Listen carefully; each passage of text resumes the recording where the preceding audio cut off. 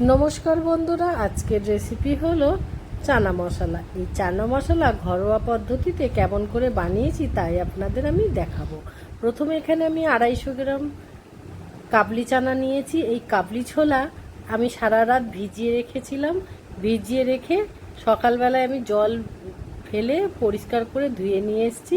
এবার আমি এটাকে প্রেসার কুকারে দিয়ে 4 থেকে 5খানা সিটি দেওয়াবো। এইবার প্রেসার কুকারে আমি এগুলো ছোলাগুলো দিয়ে এরপর এর মধ্যে আমি কটা গোটা মশলা দিয়ে দিচ্ছি, দারচিনি, এলাচ, লবঙ্গ, বড় এলাচের দানা আর 4 টুকরোর মতন আমলকি শুকনো। এই আমলকি শুকনোটা আমরা বাড়িতেই বানিয়েছি, আপনারা কিনেও দিতে পারেন বা বাড়িতেও বানিয়ে নিতে পারেন। এবার আমি এর মধ্যে স্বাদ মতন নুন দিয়ে দিলাম আর 1 চামচের মতন হলুদ দিয়ে দিলাম। দিয়ে এবার জল ঢেলে দেবো। এরপর ঢাকনা চাপা দিয়ে আমি এইটাকে গ্যাসের মধ্যে বসিয়ে দেবো।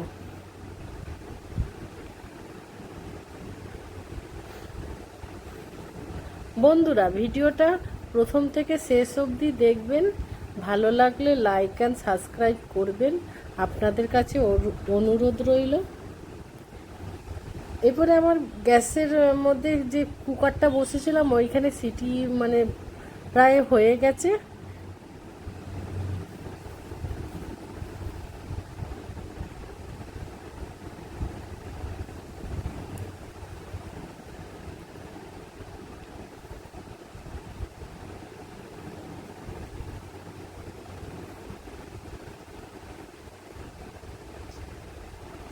এরপরে এবার গ্যাসটাকে আমি বন্ধ করে দেবো। সিটি মারা হয়ে গেছে, 4 থেকে 5টা সিটি দিয়েছি।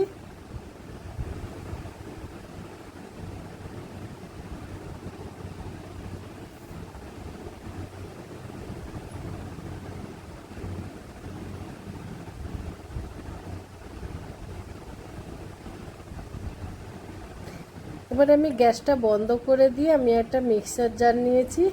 মিক্সার জারের ভেতরে আমি 2 চামচ ধনে, 1.5 চামচ জিরে, 1 চামচ গোলমরিচ আর কয়েকটা কাঁচা লঙ্কা। কাঁচা লঙ্কাটা যেরকম ঝাল খাবেন সেরকম দেবেন। এবারে আমি এটাকে পিষে নেব। জল দিয়ে দিলাম, দিয়ে কিছুক্ষণ রেখে তারপরে পিষে নেব। আমার এটা মশলাটা পেষা হয়ে গেছে। এরপরে আমি প্রেসার কুকারের ঢাকনাটা খুলে নিচ্ছি, নিয়ে দেখে নিচ্ছি আমার মটরশুঁটিটা কি সুন্দর সিদ্ধ হয়ে গেছে। এবার গ্যাসের মধ্যে কড়া বসিয়ে দিয়েছিলাম, কড়ার মধ্যে তেল দিয়ে দিলাম। তেলটা এবার আমার গরম হতে হবে।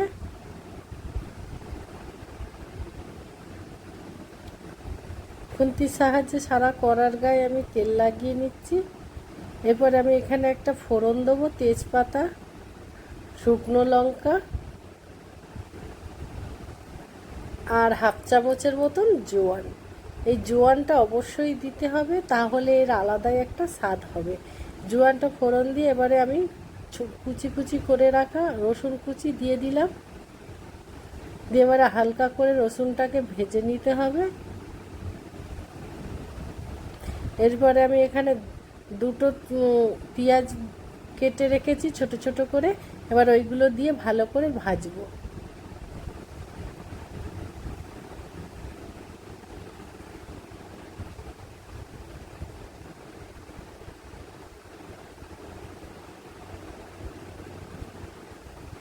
এরপরে আমি এর মধ্যে 3টের মতন টমেটো দিয়ে দিচ্ছি, ছোট ছোট টমেটো।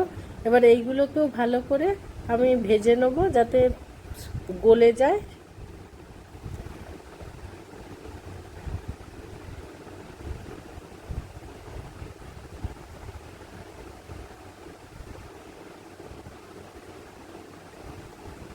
এরপর এখানে আমি আদা গ্রেট করে রেখেছিলাম, ওইগুলো দিয়ে দিলাম। দিয়ে এবার ভালো করে মশলাগুলোকে ভেজে নিচ্ছি।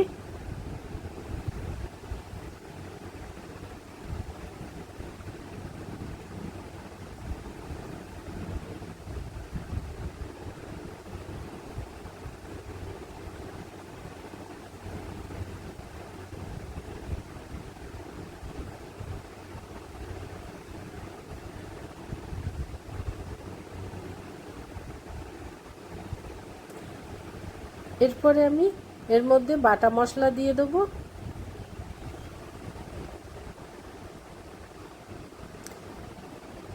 এরপরে হাফ চামচের মতন হলুদ দিয়ে দিলাম,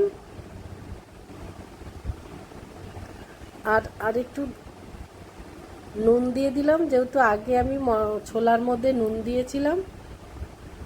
দিয়ে এবার ভালো করে কষিয়ে নিচ্ছি মশলাগুলোকে। মশলাতে যেন না কোনো গন্ধ থাকে। এরপর অল্প করে জল দিয়ে মশলাটাকে কষাতে হবে।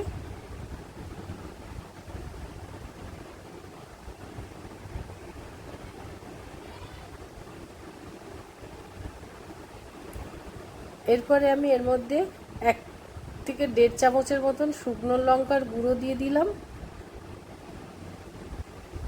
দিয়ে এবারে ভালো করে মশলাটাকে কষিয়ে নেব। এই লঙ্কাটা ঝালও হবে, কালারও হবে এই রকম।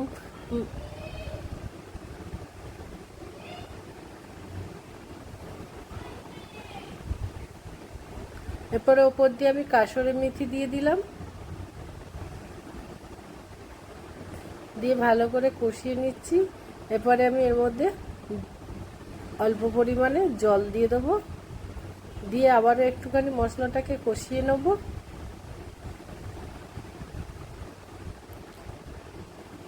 দিয়ে এরপরে আমি সিদ্ধ করে রাখা মটরটা দিয়ে ছোলাটা দিয়ে দেবো।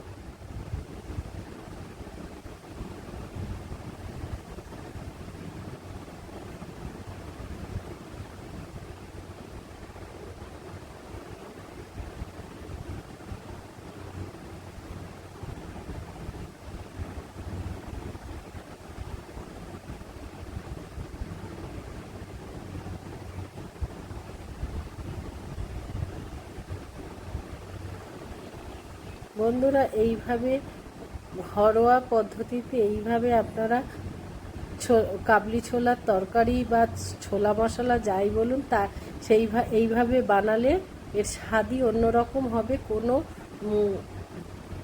মানে কোনো অসুবিধা হবে না। এই রকমভাবে খেয়ে দেখবেন। আর রুটির সঙ্গে বা পরোটার সঙ্গে বা লুচির সঙ্গে এইগুলো খাবেন। এবারে আমি এখানে ঢাকনা চাপা দিয়ে দিলাম 10-15 মিনিটের মতন। 10-15 মিনিট হয়ে গেছে। এবারে নেড়ে এবারে আমি ছোলাটাকে না খুব হাতার সাহায্যে ভেঙে মানে একটু ঘেটে দিয়েছিলাম, আপনারাও দেবেন। ওপর দিয়ে আমি গরম মশলা ছিটিয়ে দিলাম। এটা এখানে শাহি গরম মশলা আমি ব্যবহার করেছি। এবার ভালো করে নেড়ে চেড়ে এবারে আরও 2-3 মিনিটের মতন ঢাকনা চাপা দিয়ে দেবো।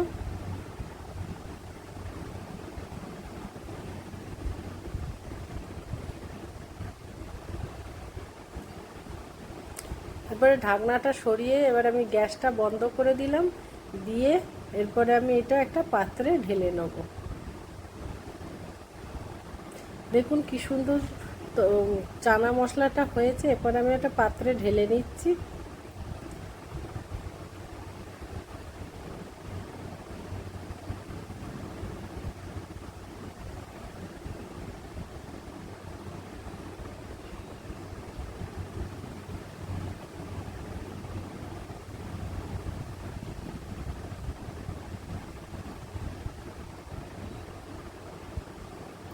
বন্ধুরা, ভিডিওটা ভালো লাগলে লাইক আর সাবস্ক্রাইব করবেন। আর ভিডিওটা প্রথম থেকে শেষ অবধি দেখবেন। ধন্যবাদ।